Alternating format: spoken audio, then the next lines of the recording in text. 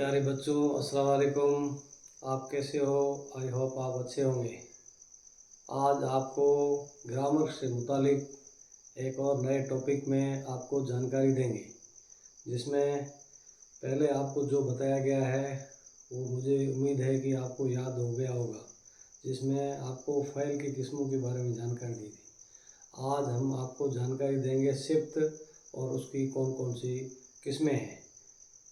आइए चलते हैं बोर्ड की तरफ और देखते हैं कौन से मुद्दे पर कौन से मजमून के बारे में जानकारी दी जा रही है। मजमून है सिफ्त, जिसको अंग्रेजी में कहते हैं एग्जेक्टिव। सिफ्त यानी इसम या ज़मीर, जिसके बारे उनकी खुसूसियात के बारे में, अच्छाई या बुराई के बारे में बताया जाए, उसे सिफ्त कहते हैं। और जैसे मिसाल के तौर पर आसिफ क्लास में जमात में सबसे ज़हीन तालिब इल्म है। यहाँ इसम कौन है? आसिफ है, और उसकी सिफ्त क्या है? ज़हीन है। यानी जिस इसम या ज़मीर की जिसकी सिफ्त बयान की जाए, उसकी खुसूसियात बताई जाए, तो उसको क्या कहते हैं? इसम कहते हैं। यहाँ इसम कौन है? आसिफ है। आसिफ क्लास में ज़हीन लड़का है, इसीलिए उसकी खुसूसियात क्या है? उसकी सिफ्त क्या है? ज़हीन है। अब है जो कवाइद है, उसके मुताबिक इस्म की 5 किस्में हैं। पहली है सिफ्त जाती, दूसरी है सिफ्त निस्बती, तीसरी है सिफ्त अदद, चौथा है सिफ्त मिक़दारी, पांचवा है सिफ्त ज़मीर। इसमें अब पहले सिफ्त जो है जाति के बारे में बताएंगे। सिफ्त जाति कहते हैं वह सिफ्त जिसमें ज़मीर या इस्म की अंदरूनी या दाखिली खुसूसियात के बारे में बताए,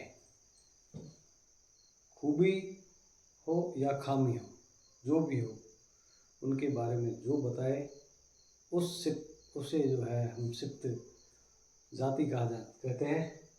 मिसाल के तौर पर उनके वालिद बड़े ताजिर हैं। उनके क्या है? उनके हैं ज़मीर, और उनकी जो खुसूसियात है वो क्या है? बड़े ताजिर है, बड़े। तो इस तरीके से उनके बड़े ताजिर, उनके वालिद जो है बड़े ताजिर है, यानी बड़े होने की उसकी क्या है? सिफ्त है कि वो जो उसके वालिद साहब क्या है? बड़े ताजिर है। यानी उनकी जाती तौर पर उनकी खुसूसियात बयान की गई है। जिसमें जाती खुसूसियात या खामी बताए तो उसको क्या कहते हैं? सिफ्त जाती कहा जाता है। अब दूसरा है सिफ्त निस्बती, यानी वह सिफ्त जिनमें दूसरी शय से निस्बत हो या लगाव हो, उस सिफ्त को सिफ्त निस्बती कहा जाता है। यानी किसी न किसी चीज़ का किसी न किसी खास चीज़ से लगाव हो। जैसे बनारसी साड़ी, तो ये खुसूसियत क्या है? बनारस में बहुत प्रसिद्ध साड़ियाँ हैं, फेमस साड़ियाँ हैं, इसलिए मशहूर साड़ियाँ हैं, इसलिए उसकी खुसूसियत क्या है? बनारस की साड़ियाँ हैं। यानी साड़ियाँ तो देश में, मुल्क के अंदर बहुत सारी है, लेकिन ख़ास तौर पर बनारस की साड़ियाँ क्या है? प्रसिद्ध है। इसलिए वो क्या है? उसकी जो खुसूसियत है कि अंदरूनी या बाहरी खुसूसियत है उनकी, कि उनकी जो है ख़ास खुसूसियत की वजह से, अगर कहेंगे कि साड़ी लेके आओ तो वहाँ कहाँ की मंगाएं, तो प्रसिद्ध साड़ी जो है वो बनारस की है, इसलिए उसकी जो है निस्बत क्या है? बनारस है। साड़ी की निस्बत जो है बनारस से जुड़ी हुई है। जैसे फारसी है, फारसी ज़बान है, उसकी निस्बत कहाँ है? ईरान है, क्योंकि ईरान की जो है भाषा है, ज़बान है तुर्की। तुर्की की जो है किस मुल्क से जुड़ा हुआ है? तुर्की मुल्क से जुड़ा हुआ ज़ुबान है, इसलिए उसकी निस्बत किससे है? तुर्की से है। जापानी मोबाइल, जापान की जो कंपनी है उसके द्वारा बनाया गया मोबाइल है, प्रसिद्ध है, इसलिए कहेंगे मोबाइल की निस्बत जापान से जुड़ी हुई है। इसलिए जो है जिसकी निस्बत जिससे जुड़ी हुई है उसको उसे ही जो है सिफ्त निस्बती कहा जाता है। इसी तरीके हिंदुस्तान की जो शर्ट है वह विश्व के सबसे बढ़िया फेमस शर्ट है, इसलिए उसकी निस्बत किससे जुड़ी हुई है? शर्ट की हिंदुस्तान से जुड़ी हुई है। ऐसी चीज़ें हैं जिसकी निस्बत किसी खास जगह से, चाहे अंदरूनी खसूसियात हो चाहे दाखिली खसूसियात, जो भी खसूसियात हो उसकी निस्बत अगर किसी चीज़ से जुड़ी हुई है तो वह सिफ्त निस्बती कहलाता है। उसके बाद में है अददी, वह सिफ्त जिससे इसम या ज़मीर की तादाद के बारे में जो सिफ्त जानकारी देता है उस सिफ्त को सिफ्त अददी कहा जाता है। जैसे जो है 2 कपड़े, कितने कपड़े? 2 कपड़े, उसकी खास तादाद है, तादाद की बात है। जैसे 4 अंडे, तो इसके अंडों के बारे में तादाद बता रहा है कि अंडों की जो तादाद है वो कितनी है? 4 है। चंद नावल यानी कुछ नावल, तो इसमें भी 2 तादाद है।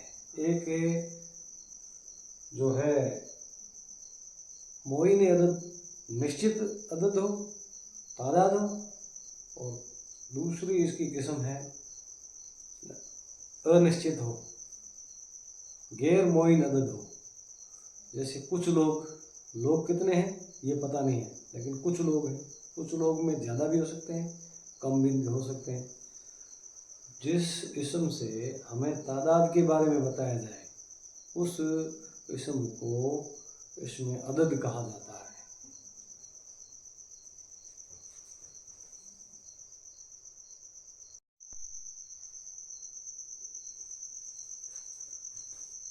अब तक प्यारे बच्चों हमने जो 3 किस्में पढ़ी थी इस्म की, अब चौथी किस्म को कहा जाता है इसमें मिक़दारी, वह इस्म जिससे हमें ज़मीर या इस्म की मिक़दार के बारे में मालूम हो, इल्म कराए, ऐसी सिफ्त को हम सिफ्त मिक़दारी कहते हैं।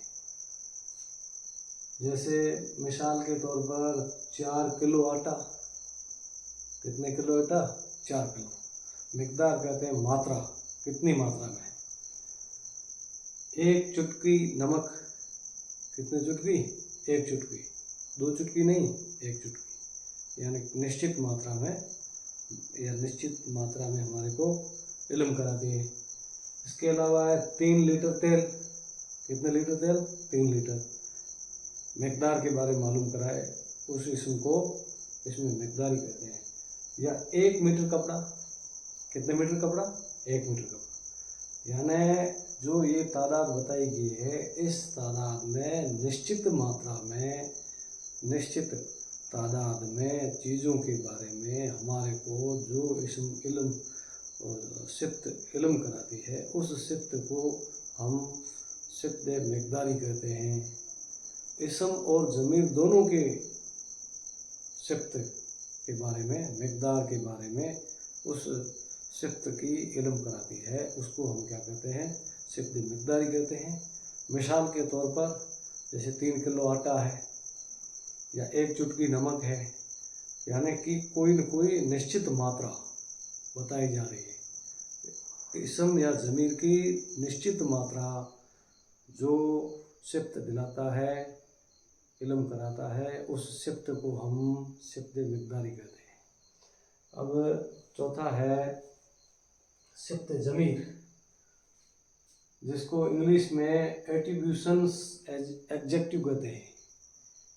वह ज़मीर जो हमें सिफ्त का काम देती है, उस जो हमें ज़मीर का काम देती है, उस सिफ्त को हम सिफ्त ज़मीरी कहते हैं।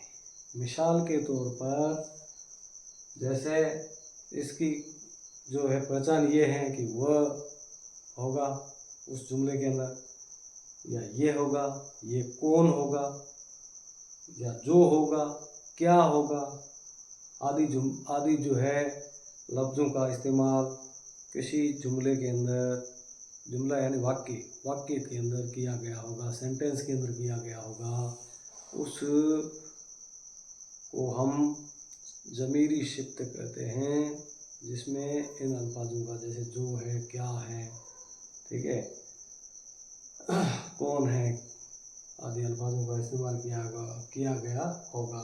जैसे मिसाल के तौर पर पहला जुमला है, वह औरत आई थी, वह औरत आई थी, वह औरत के लिए इस्तेमाल किया गया है।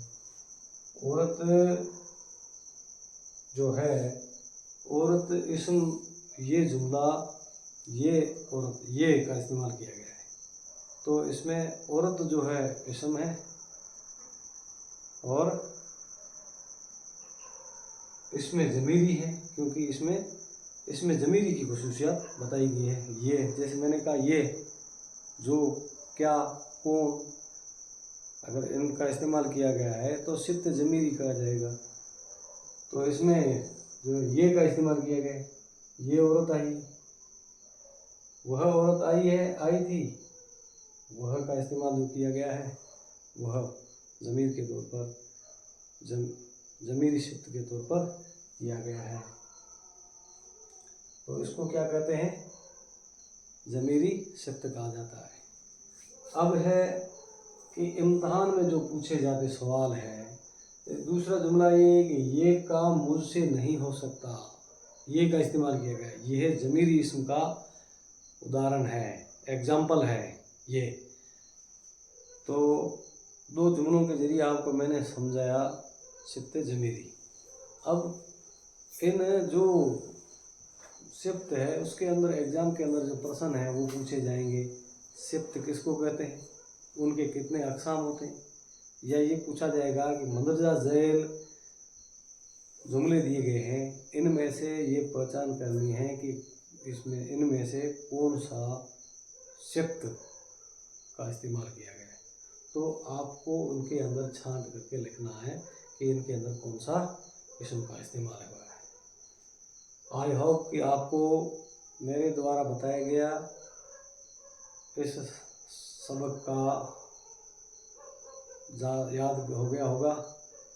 अगर याद हो गया है तो आप मेरे YouTube चैनल को लाइक करें, सब्सक्राइब करें और बेल आइकन का बटन दबाएं। Urdu teaching with MK channel जो है वो सब्सक्राइब करें। एक और नए और इंटरेस्टिंग मजमून के साथ में हाजिर होंगे। जब तक के लिए अल्लाह हाफिज़।